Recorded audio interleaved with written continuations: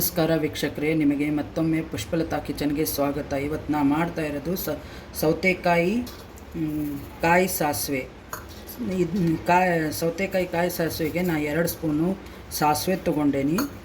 ಸೌತೆಕಾಯಿ ಎರಡು, ಅದಕ್ಕೆ ಈ ಥರ ಚಿಕ್ಕ ಚಿಕ್ಕದಾಗಿ ಕಟ್ ಮಾಡ್ಕೊಂಡು ಇಟ್ಕೊಂಡೇನಿ. ಹಸಿ ಮೆಣಸಿನ್ಕಾಯಿ 5 ತೊಗೊಂಡೇನಿ. ಹಸಿ ಶುಂಠಿ 1 ಇಂಚು, ಕಾಯಿ ತುರಿ 2 ಹಿಡಿಯಷ್ಟು ಕಾಯಿ ತುರಿ. ಆಮೇಲೆ ಅದಕ್ಕೆ ಮೊಸರು.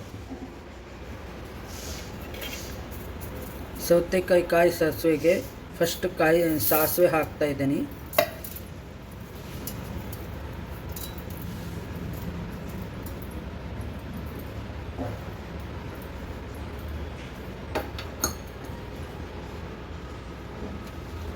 ಆಮೇಲೆ ಸೌತೆಕಾಯಿ,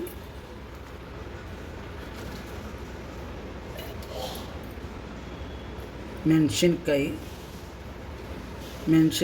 5 ತೊಗೊಂಡೇನಿ.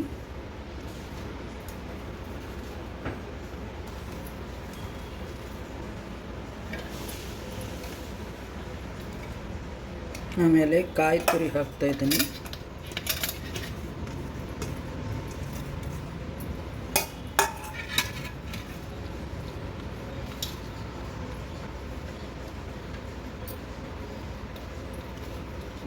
ಇದಿಷ್ಟು ಸೌತೆಕಾಯಿ ಮಜ್ಜಿಗೆ ಏನು ಮಾಡಿ ಇಟ್ಕೊಂಡಿರ್ತೇನಲ್ಲ ಅದಕ್ಕೆ ಹಾಕ್ತೇನೆ. ಆಮೇಲೆ ಮೊಸರು, ಇದೆಲ್ಲ ಮಿಕ್ಸಿ ಮಾಡ್ಕೋಬೇಕು.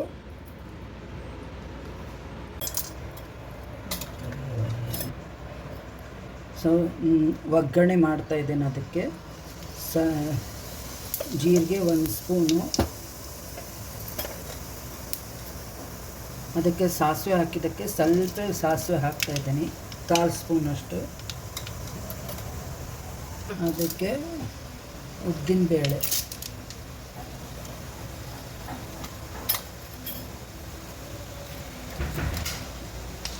ಮತ್ತು ಇಂಗು, ಅದಕ್ಕೆ ಕರಿಬೇವು ಹಾಕೀನಿ.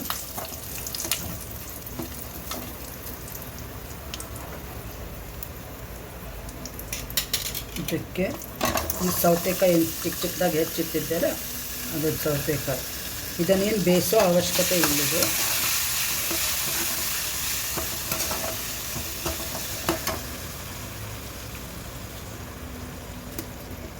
ಇದು ರುಬ್ಬಿಟ್ಟಿದ್ದು ಕಾಯಿ ತುರಿ ಮತ್ತು ಸೌತೆಕಾಯಿ, ಸಾಸಿವೆ, ಹಸಿಮೆಣಸಿನ್ಕಾಯಿ, ಶುಂಠಿ, ಮೊಸರು ಈ ಥರ ಚೆನ್ನಾಗಿ ನೈಸಾಗಿ ಪೇಸ್ಟ್ ಆಗಬೇಕು. ಇದಕ್ಕೆ ಮಜ್ಜಿಗೆ ಮಾಡಿ ಇಟ್ಕೊಂಡೇನೆ ನಾನು. ಇದಕ್ಕೆ ಮಿಕ್ಸ್ ಮಾಡ್ತಾ ಇದ್ದೀನಿ.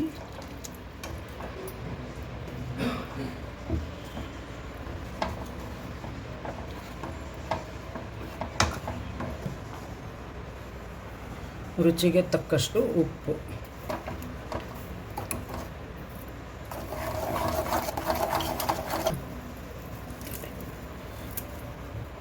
ಕೊತ್ತಂಬರಿ ಸೊಪ್ಪು ಹಾಕ್ತಾ ಇದ್ದೀನಿ.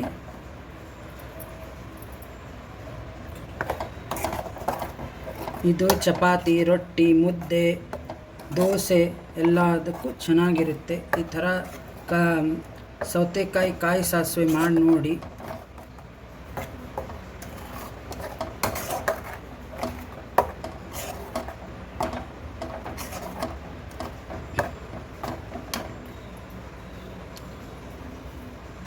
ಮನೇಲೆ ಈ ಥರ ಥಿಕ್ನೆಸ್ ಬರಬೇಕು ನೋಡಿ. ಸ್ವಲ್ಪ ಗಟ್ಟಿನೂ ಅಲ್ಲ, ಇದನ್ನಲ್ಲ, ಮೀಡಿಯಮ್ ಆಗಿ ಲಿಕ್ವಿಡ್ ಇರಬೇಕು.